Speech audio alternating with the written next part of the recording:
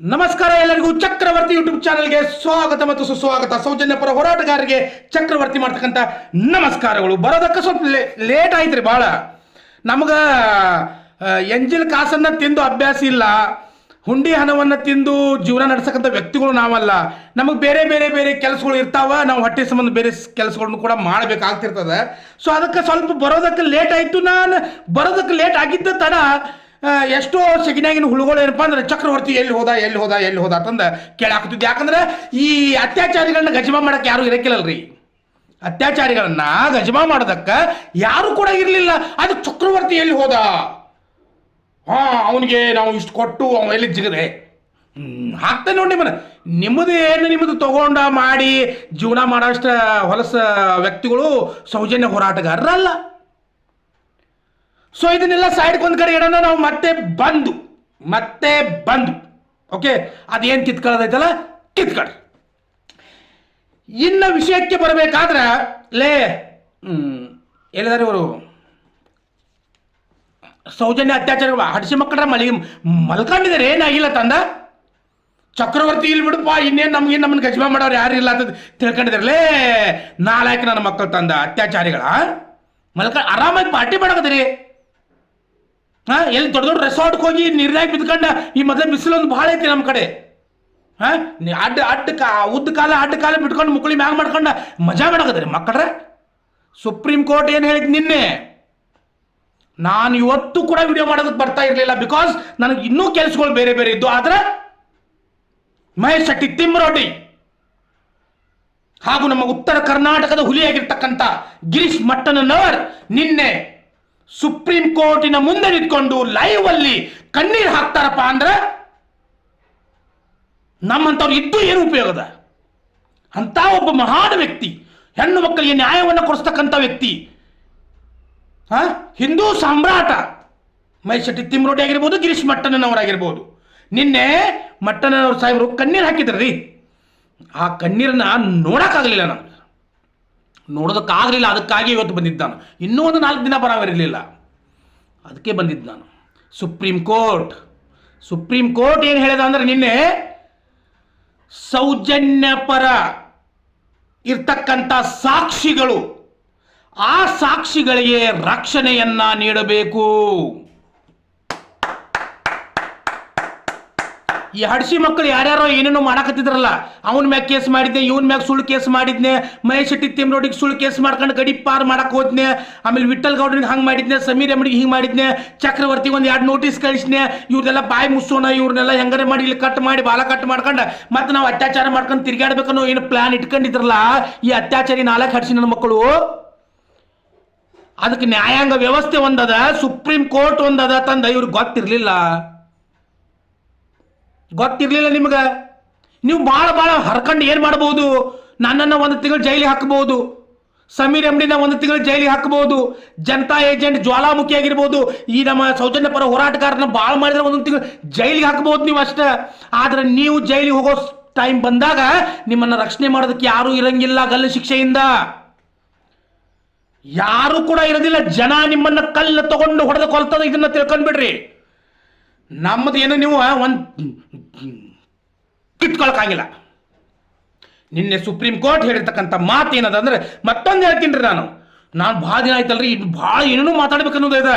ಹಿಂಗಾಗಿ ಕನ್ಫ್ಯೂಸ್ ಆಗಿ ನನಗೆ ಭಾಳ ವಿಷಯ ಅದ. ಆದರೂ ಕೂಡ ಕೆಲವೊಂದಿಷ್ಟು ವಿಷಯಗಳನ್ನ ಮಾತಾಡಿ ಹೇಳ್ತೀನಿ, ಮತ್ತೆ ಬರ್ತೀನಿ ರೀ. ನಾನು ಮಟ್ಟಣ್ಣನವ್ರ ಸಾಹೇಬರು ಅವ್ರಿಗೆ ಹೇಳೋ ಮಾತು ಒಂದಲ್ಲ, ದಯವಿಟ್ಟು ನೀವು ಕಣ್ಣೀರದು ಹಾಕಕ್ಕೆ ಹೋಗ್ಬೇಡ್ರಿ. ಯಾಕಂದ್ರೆ ಈ ಸಮಾಜ ಕಣ್ಣೀರಿಗೆ ಬೆಲೆ ಕೊಡೋದಿಲ್ಲ, ಕುತ್ಕೊಂಡು ನೋಡ್ತದ ಅಷ್ಟೇ. ಸೌಜನ್ಯಳ ಹೆಣ್ಣು ಮಗಳ ಕಣ್ಣೀರಿಗೆ ಬೆಲೆ ಕೊಡದೇ ಇರ್ತಕ್ಕಂಥ ಈ ದರಿದ್ರ ಸಮಾಜ ನಿಮ್ಮ ಕಣ್ಣೀರಿಗೆ ಬೆಲೆ ಕೊಡ್ತದ ಅನ್ನೋದು ದೊಡ್ಡ ತಪ್ಪ್ರಿದು. ಆದ್ರೆ ಆ ಒಂದು ನಿಮ್ಮ ಮನಸ್ಥಿತಿ ಏನದಲ್ಲ, ಸಮಾಜಕ್ಕೆ ಒಳ್ಳೆಯದನ್ನು ಮಾಡಬೇಕು, ಹೆಣ್ಣು ಮಕ್ಕಳ ಮೇಲೆ ಅತ್ಯಾಚಾರ ಆಗ್ಯದ ಅದನ್ನು ತಡಿಬೇಕು, ಸೌಜನ್ಯಳಿಗೆ ನ್ಯಾಯವನ್ನು ಕೊಡಿಸಬೇಕು ಅನ್ನೋ ಒಂದು ಏನು ಮನಸ್ಥಿತಿ ಅದಲ್ಲ, ಆ ಮನಸ್ಥಿತಿಗೆ ಯಾವತ್ತೂ ಕೂಡ ಚಕ್ರವರ್ತಿ ಒಂದು ದೊಡ್ಡ ಸಲ್ಯೂಟ್ ಹೇಳ್ತಾನೆ ನಿಮಗೆ. ನಿನ್ನೆ ಸುಪ್ರೀಂ ಕೋರ್ಟ್ನಲ್ಲಿ ಸೌಜನ್ಯಳಿಗೆ ಮೊದಲ ಹಂತದ ಜಯರಿದು. ಇನ್ನು ಮುಂದೆ ಸೌಜನ್ಯಳ ಪರವಾಗಿರ್ತಕ್ಕಂಥ ಸಾಕ್ಷಿಗಳು, ಅದು ಇವನ್ ಚಿನ್ನಯ್ಯ ಕೂಡ ಇರ್ಬೋದು, ಆಮೇಲೆ ಚಿಕ್ಕ ಕೆಂಪಮ್ಮ ಇರ್ಬೋದು, ಇನ್ನೂ ಕೆಲವೊಂದಿಷ್ಟು ನನ್ನ ಹತ್ರ ಕೂಡ ಆಡಿಯೋಗಳು ಅದಾವ, ಇನ್ನೂ ಆಡಿಯೋಗಳು ನನ್ನ ಹತ್ರ ಕೂಡ ಅದಾವ. ಅವುಗಳನ್ನು ಕೂಡ ರಿಲೀಸ್ ಮಾಡ್ತೀನಿ ನಾನು. ಮೊಬೈಲಲ್ಲಿ ಅದ ಕೇಳ್ತಾ ಇದ್ರಲ್ಲ, ಮೊಬೈಲಲ್ಲಿ ಅದ, ನಾನು ಕೂಡ ರಿಲೀಸ್ ಮಾಡ್ತೀನಿ. Wait and see. ನನ್ನ ಹತ್ರ ಕೂಡ ಅದಾವ. ಸೊ ಸುಪ್ರೀಂ ಕೋರ್ಟ್, ರಾಜ್ಯ ಸರ್ಕಾರ, CBI ಇವೆರಡನ್ನು ಕೂಡ ತರಾಟೆಗೆ ತೊಗೊಂಡ್ಬಿಟ್ಟಿದ್ದಾರೆ. ಹೆಂಗಂದ್ರೆ ಒಂದು ಸೌಜನ್ಯ ಪ್ರಕರಣವನ್ನ ಇಷ್ಟೊಂದು ಬೇಜವಾಬ್ದಾರಿತನ ಒಂದು ನಡೆಸಿದ್ರೆ ನೀವು ಇದನ್ನ ನೀವು ಏನು ಮಾಡಾಕದಿರಿ? ಸೌಜನ್ಯ ಪ್ರಕರಣ ಎಲ್ಲಿವರೆಗೆ ಬಂತು? ನೀವು ಮಾಡಿರ್ತಕ್ಕಂಥ ತನಿಖೆ ಏನ ಅನ್ನೋದನ್ನ ಸುಪ್ರೀಂ ಕೋರ್ಟ್ ಕೇಳಿದ. ಮುಂಬರ್ತಕ್ಕಂಥ ದಿನಗಳಲ್ಲಿ ಸೌಜನ್ಯ ಕೇಸನ್ನ ಮರು ತನಿಖೆಯನ್ನ ಮಾಡ್ತಕ್ಕಂಥ ಗಂಡು ಗಲಿಯ ಸಂಸ್ಥೆ ಯಾವುದದು? ಅಂದ್ರೆ ಗಂಡಸ್ಥಾನ ಇರಬೇಕು ಅದರಲ್ಲಿ ಗಂಡಸ್ಥಾನ ಇರಬೇಕು ಅಂತ ಸಂಸ್ಥೆ ಯಾವುದು ಅನ್ನೋದನ್ನ ನಾನು ಕೇಳ್ತಾ ಇಲ್ಲ, ಸುಪ್ರೀಂ ಕೋರ್ಟ್ ಕೇಳ್ತಾ ಇದ್ದ. ಇದರರ್ಥ ಸೌಜನ್ಯಳನ್ನ ಅತ್ಯಾಚಾರ ಮಾಡಿದಾಗ ಅವಳ ಪರವಾಗಿರ್ತಕ್ಕಂಥ ಸಾಕ್ಷಿಗಳನ್ನ ಇದೇ ಅತ್ಯಾಚಾರಿಗಳು ಸರ್ವನಾಶ ಮಾಡಿದಾರ ಅನ್ನೋದನ್ನ ಸುಪ್ರೀಂ ಕೋರ್ಟ್ ಇವತ್ತು ಎತ್ತಿ ಹಿಡಿದ. ಅದಕ್ಕಾಗಿ ಸಾಕ್ಷಿಗಳಿಗೆ ರಕ್ಷಣೆ ಕೊಡ್ರಿ ಅಂತ ಸುಪ್ರೀಂ ಕೋರ್ಟ್ ಹೇಳಿದ. ಅದರ ಜೊತೆಗೆ CBI ಮತ್ತು ರಾಜ್ಯ ಸರ್ಕಾರವನ್ನ ತಗೊಂಡದ ಕ್ಲಾಸ್ ಮತ್ತೊಂದು ಏನು ಹೇಳ್ತದಪ್ಪ ಅಂದ್ರೆ, ಸೌಜನ್ಯ ಕೇಸನ್ನ ಮರು ತನಿಖೆ ಮಾಡ್ತಕ್ಕಂಥ ಸಂಸ್ಥೆ ಯಾವುದನ್ನೋ ಪ್ರಶ್ನೆ ಕಾಡ್ತಾ ಇದ್ದಾರೆ ಇಲ್ಲಿ. ಯಾಕಂದ್ರೆ ಮರು ತನಿಖೆ ಮಾಡ್ತಕ್ಕಂಥ ಆ ಸಂಸ್ಥೆ ಧನಿಗಳ ಪರನೋ, ಇಲ್ಲ ಸಾಮಾನ್ಯ ಹೆಣ್ಣು ಮಕ್ಕಳ ಪರನೋ, ಇಲ್ಲ ಸೌಜನ್ಯಳ ಪರನೋ, ಇಲ್ಲ ಕರ್ನಾಟಕದ ಪ್ರತಿಯೊಂದು ಹೆಣ್ಣು ಮಗಳ ಆ ಕುಂಕುಮದ ಪರ ಅನ್ನೋದನ್ನ ತಿಳಿಸ್ಕೊಡ್ಬೇಕಾಗ್ತದ. ಎಂಜಲ ಕಾಸಿಗೆ, ಹುಂಡಿ ಕಾಸಿಗೆ ಆಸೆ ಪಡ್ತಕ್ಕಂಥ ಕೆಲವೊಂದಿಷ್ಟು ಸಂಸ್ಥೆಗಳು ಭಾಳ ಅದಾವ. ಸೌಜನ್ಯ ಕೇಸನ್ನ ದಿಕ್ಕನ್ನು ತಪ್ಪಿಸ್ತಕ್ಕಂಥ ಎಷ್ಟೋ ಸಂಸ್ಥೆಗಳು ಕೂಡ ಅದಾವ. ಅಂತ ಸಂಸ್ಥೆಗಳು ನಮಗೆ ಬೇಕಾಗಿಲ್ಲ. ಆದರೆ ಒಂದೇ ಒಂದು ನಂಬಿಕೆ ಅದಲ್ಲ, ಸುಪ್ರೀಂ ಕೋರ್ಟಿನ ಮೇಲೆ ನಂಬಿಕೆ ಅದ. ಇನ್ನು ಏನೋ ಇದ್ರೂ ಇಷ್ಟ ಇರ್ತದ. ಓಕೆ, ಮತ್ತೊಂದು ಕೊನೆಯದಾಗಿ ಹೇಳ್ಬೇಕಂದ್ರ, ಚಕ್ರವರ್ತಿ ಎಲ್ಲಿ ಹೋದ ನೋಡು. ಹೌದಲ್ಲ, ಹೋಗಿಬಿಟ್ಟ ಅವನು. ಎಲ್ಲಿ ಹೋಗ್ತಾನೆ? ಎಲ್ಲೂ ಹೋಗಿಲ್ಲ. ಕೆಲಸದ ಬೇರೆ, ಎಲ್ಲೂ ಹೋಗಿಲ್ಲ. ಸೌಜನ್ಯಗಳನ್ನ ಬಿಟ್ಟು ನಾವು ಎಲ್ಲೂ ಕೂಡ ಹೋಗೋದಿಲ್ಲ. ಇದು ಶತಸಿದ್ಧ. ನಾವು ಉತ್ತರ ಕರ್ನಾಟಕದವರು ಕೊಟ್ಟು ಮಾತನ್ನ ಯಾವತ್ತೂ ಕೂಡ ಉಳಿಸ್ಕೊಳ್ತೀವಿ.